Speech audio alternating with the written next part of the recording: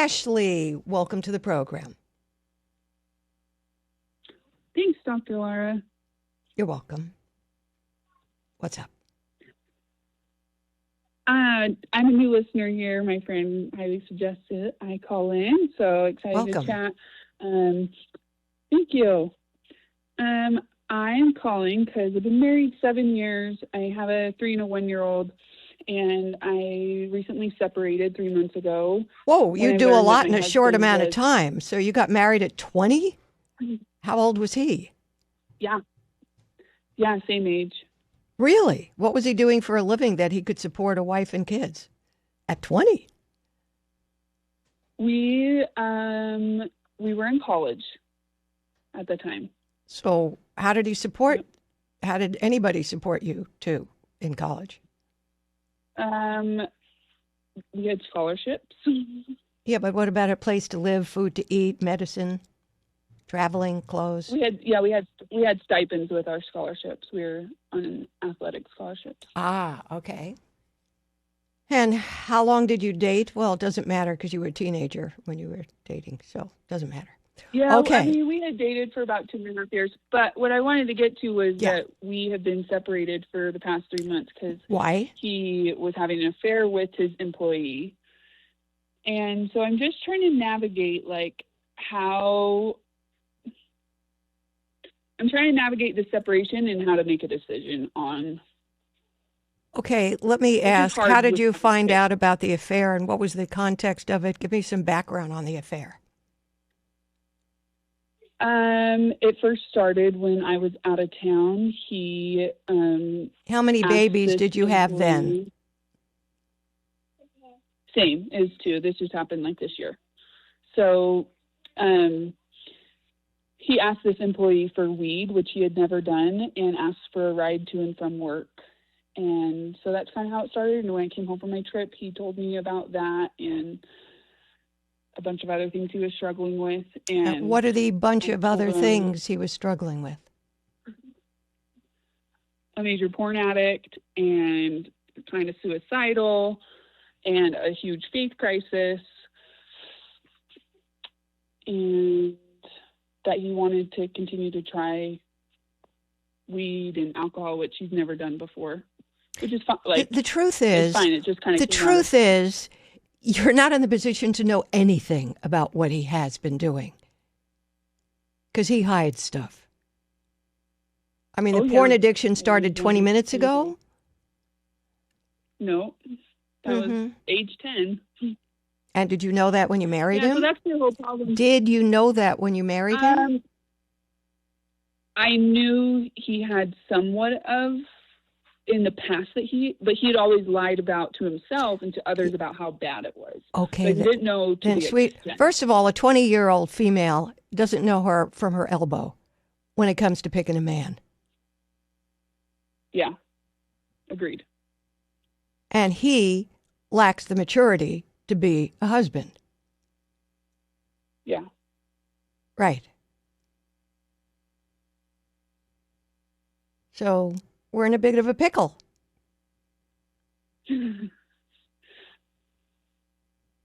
We are. Mm-hmm. Not everything. But now that we have 2 girls, sweetheart, not everything can be fixed. That's why some things should be avoided, which is I tell people not to get married till they're at least 28 and have some sense about them, understand something about a world and themselves, and really know how to assess if the other person. There you are in denial about porn. Yeah. And God knows what else. No, I agree. So I don't know what you're going to do. I don't see this as something we're going to fix. You got to figure out what you're going to do as a parent with 2 kids and a husband who lacks maturity, screws around, and now is into pot and has a porn addiction. That's a poor choice for a father for your kids and a husband for you. But that's what we have at the current time. Well, if you get divorced, then he gets the kids. That's the thing. You're talking over me. If you get divorced, he might get the kids half the time and you won't be raising them alone. you'll be raising them with him and some woman. Yeah. So well, here's the thing is apparently now he has changed his life. Okay. And so that's what I'm like. Yes. He's not doing any of that apparently. First of all, you wouldn't know if he was. Stop being deluded on purpose. Of course he said he's changed. That doesn't, you don't change that fast. I agree. So I agree. I'm just saying what he says about himself. Apparently he's changed and not doing those things. We, for the girls' sake, we are giving them some stability and moving into a townhouse and doing nesting. But I'm having a hard time navigating how to hold the line with him on. Okay, I need to know your priorities. I need to know your priority. Is your priority keeping your children under your roof alone?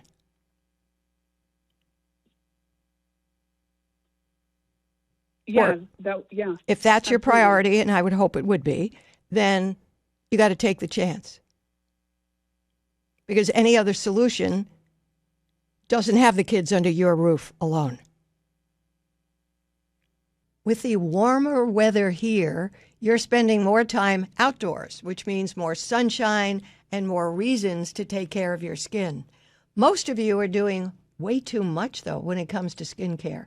Too many bottles, too many tubes, too many steps, not enough results. I prefer one and done. That's why I use Vibrant Super C every day. It's an all-in-one hydrating serum that targets wrinkles, age spots, and other signs of aging. It's made with high-quality vitamin C, smells good, hyaluronic acid, and vitamins B5 and E to keep your skin looking healthier, more hydrated, more vibrant. Super C Serum replaces the clutter of day creams, night creams, and more in one special step. Simple. So simplify your skincare routine like I do with Vibrant Super C. Now, if you don't love it, I don't get it, but they'll give you a refund within the first year. Go to Vibrance.com/Dr. Laura and save up to 37% off and get free shipping. One and done. How do I do that? Is what I'm. Let me give you the worst situation, not the middle, not the worst, middle. You sit there and say to yourself, I was really stupid. I can't believe my parents didn't tell me that was an idiotic thing to do to get married when I had been a teenager the prior year, that I couldn't really make a choice. I didn't really know myself, him. You're clearly a lot more mature than he likely is, and that's the case between males and females, which is one of the reasons women pick older men. Not necessarily because you have a father complex, but because men need more time for that maturity to set in. So, since you blew all of that, because the reason you blew it is we have 2 kids now. If you didn't have kids, you could just walk out. Yeah. Which I would recommend. Yeah. But you may never have a real good marriage for 17 years. You may not have a good marriage for 17 years. But you'll have the kids under your roof. You two can get along as pleasantly as possible with you never checking to see if he's screwing somebody else or taking pot or some other drug. You're going to have to tiptoe through the tulips for 17 years to keep those kids under your roof.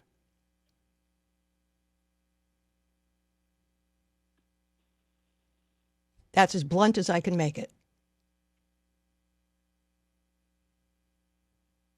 So you've got to walk around like the Stepford wife, being sweet and adorable and nice, so your kids can grow up in a happy-seeming household. Or they won't be under your roof half the time. And I don't think you're going to like that at all. Okay. What about, setting an example for them? They don't know what's going on behind closed doors. If you two are behaving nicely with each other, that's all they know. They don't know if you really love each other, if you're really having sex, if you're dreaming about being old with him. They don't have to know any of that. Role model? How's this for a sucky role model? Last year I was a teenager. I got married to a guy who already had a porn problem, and I kind of knew it, but I ignored it. And now he's doing his adolescent stuff, which guys do it in their mid-20s. And he's screwing other women, God knows, all of that, and drugs. But he's never done that before. What's the role model? At this point on, a happy household. with two parents behaving kindly and nicely is what they deserve and need, even if you don't have the marriage of your dreams.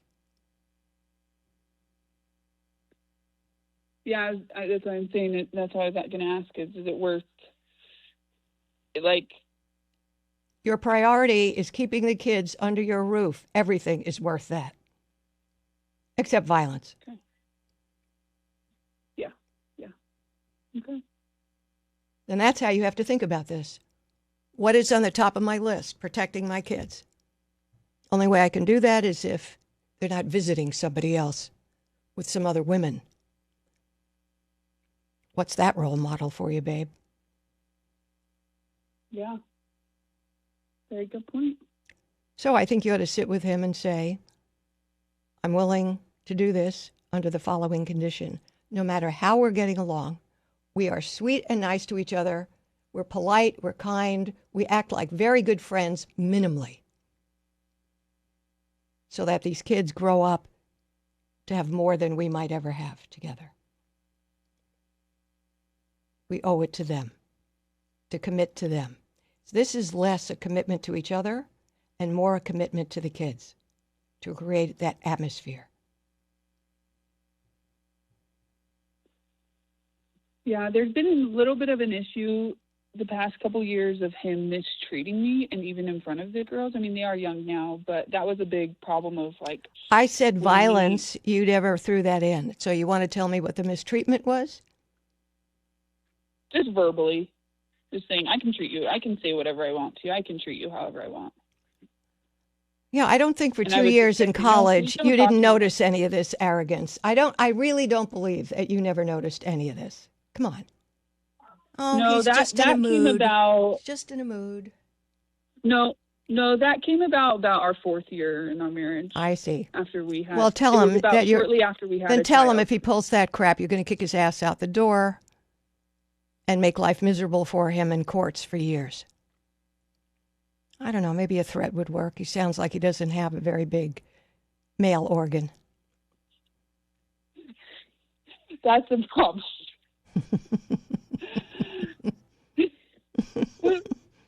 We're a little screwed here, honey, because you did this too soon, okay? We're a little screwed. Yeah. So we've got to look at it. But you should not be taking crap. He should not ever talk to you like that, ever. And this is damaging for the kids. So you have to make all this clear to him. Yeah. On that note of you saying, like, you did this to yourself, I feel like I am young enough and the girls are young enough that, like, this would be the time of my life to move in a different direction. No, because he'll have the kids half the time. Are you nuts? We just went through that.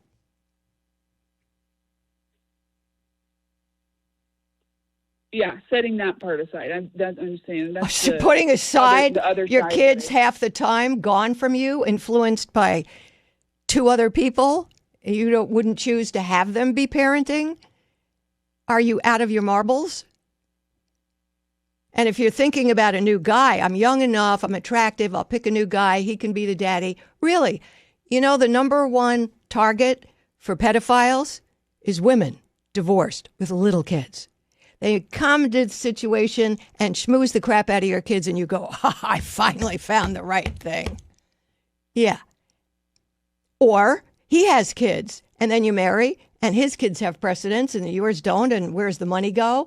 And then there's the competition between the kids, and both sets of kids are going back and forth between 2 houses. There are 4 sets of parents. Yeah. No, honey. How do I know? No fantasies. You don't know anything. I'm just telling you to keep him as long as you can because it's better for the kids. Okay. Thank you for your advice. In your next life, wait till you're 30. Just saying. My number, 1-800-375-2872. I'm Dr. Laura Schlessinger. My number, 1-800-Dr. Laura. Have me preach, teach, and nag at you for whatever it is you're going through. My friend. My wife. My husband.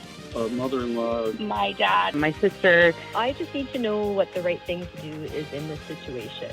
Call 1-800-375-2872. Let me get you focused. Looking for you to help me get my head screwed on straight. Okay, I'll try. It's time for you to call, okay? Now, what's my prescription for better, stronger, happier relationships? Easy. It's the all-new Dr. Laura podcast, featuring a morning monologue by yours truly and a call of the day handpicked by me. Listen daily and get a dose of my preaching, teaching, and nagging at drlaura.com or on the SiriusXM app or wherever you listen to podcasts. It's all good.